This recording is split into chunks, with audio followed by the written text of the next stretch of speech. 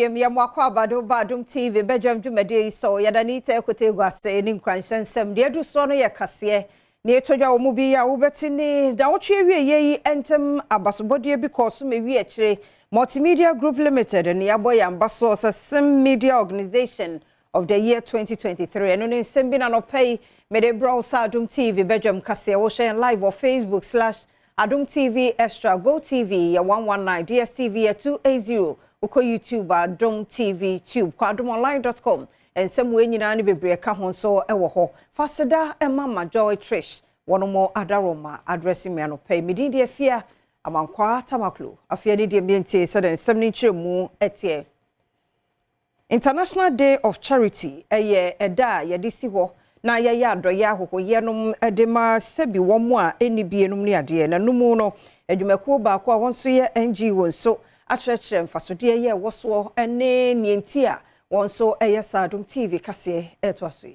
Ivodia Foundation World Charity Day chese wiase nyina adoyeda enti e de atoya koma so as Ivodia Foundation say ene beba street ne so aba be feedi omo a omo tete ha say ya omo ni bie ye de aduane ene nso na ebre omo Enuachi ena wochire mu se ehu behia se aban ene ankrankre wonum nyina ekabom na wona efiri enkrofo krosu wo abibimam ha abetena omamu ha na woni baabi ti no obepe emwa bi edi abo mu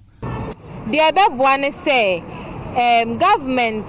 ene wona a charity organizations say Ivodia Foundation ene ankrankre so ye nyina ye bebom na ya boa omo efiri se ya boa omo na omo tinkensen a omo no mbetimi ati esi society nim betima baba ya armed robbers ne sa ne manema no enti se yi akoma mede odo eboa omo a ebeboa ma omo nso ometimi enya de omo bedi ewo mu se dodo na anya ga na fo de na nso omo bei omo eda omo ye yasudie kaku abrantie amani na watchi awieye entema basobodie bi ekoso ba ewi akire Multimedia Group Limited ni aboy ambaso Sim Media Organization of the year 2023 and I'm so General Manager Edema Akam Brands ewo Multimedia Ura Abdullahi Awudu abo adwumayefo ene mpedufo ene yen client obi a waka ho bie wada one more ase ewo mpempenso adwumakui abedri. The winner of this award is Multimedia Ghana Limited. Logo. Multimedia, another year, you say we need another media organization of the year, and it's because of the wonderful brand and the wonderful work that our team does. Very solid reporters, solid technicians, solid managers, and we keep doing what we do best, holding people accountable, being the voice of the voiceless, and we think that that's why we have been rewarded with this award. CIMG Adom for appreciating and acknowledging the work that we do, for knowing that we do what we have set out to do, and we do it so well that CMG has given us an award. We are very grateful to them. Nanosi Yepe and a senior editor, my Joy Online, Isaac Yeboa, HRS, Multimedia Jumayoku, Bene Ewo AI, Jumedia Mupa. Na wo hwekwan se sa ba fo ntenten dwumadie yi ebetimi di nsunsanso pa aba dwumakuo yi so ejiri se beboa yen ebehye yen kran ama yetumi aye na abro na yaye no eso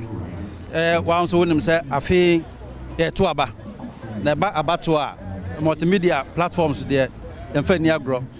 won wa wo yam hyehye won na wo hwe hwan na winu hwan na eluso no oni yen etena multimedia ebebo amane se na be ya akoma beto yam na yehu dia no kre eda ti mi se djuma no de ye be koso ye dia se wo ye wadjuma no yi a AI eboa ema wadjuma no etumpon se eye ya kyero na mfom so bebam na ne marketing kiti a ebetumi ede AI aye correction no ahu hia se wo be kyero bibi na mfom so bebam na amanfo be sere be wi ansa na wakaze wo mi hunu yanka sa ne ma nyina wo hono ma betumi aboa nti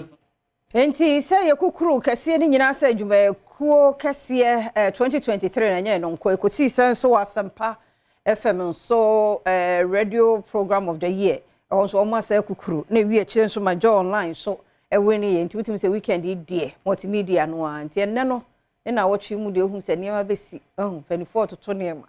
anya betesa stations ne dawson ti se ye nya ayi media of the year ewo mote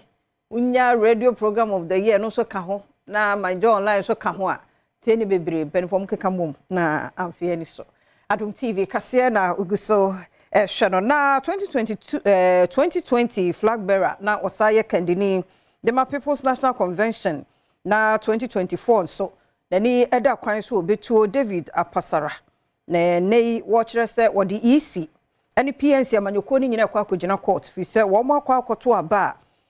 niam bia na nke wo so won mo eye no won mo anye mu nchire mu Adom kase etwa so partake. I didn't partake because I was in the field campaigning, and on Thursday I was called in the evening by the party employee that the party has been served an injunction. So I didn't understand that. So I got back home. I had to cut short my campaign and come back to Accra. And I was given notice of an application for an injunction by a party man. And so I called my lawyers. My lawyers looked at it and said the best way to do is to get the gentleman to withdraw the case or to get lawyers to find a way out. Otherwise, if I go for election, I am in contempt. Yes, certainly. I don't think this will go unanswered. I don't think it will go unanswered because we need to make things right, to put things right. Electoral Commission is a very key factor in every election. And if you look at every country where there are upheavals, there are wars, it's out of elections. And people at that level should not stoop so low. People at that level should not stoop so low and do the wrong thing. Even at the common party level, at my party level, they stoop so low. How about the real elections that matter? So what specifically are you going to do about this situation? Well, I will meet my lawyers and know what to do. Maminyina no so na Adom TV Badwam kase na hana bema kwan na no pe mede ase meda se omre no wadaje twen ye nche fi se ne de obonkrata no ne online stories aba no ye de to so ye basisi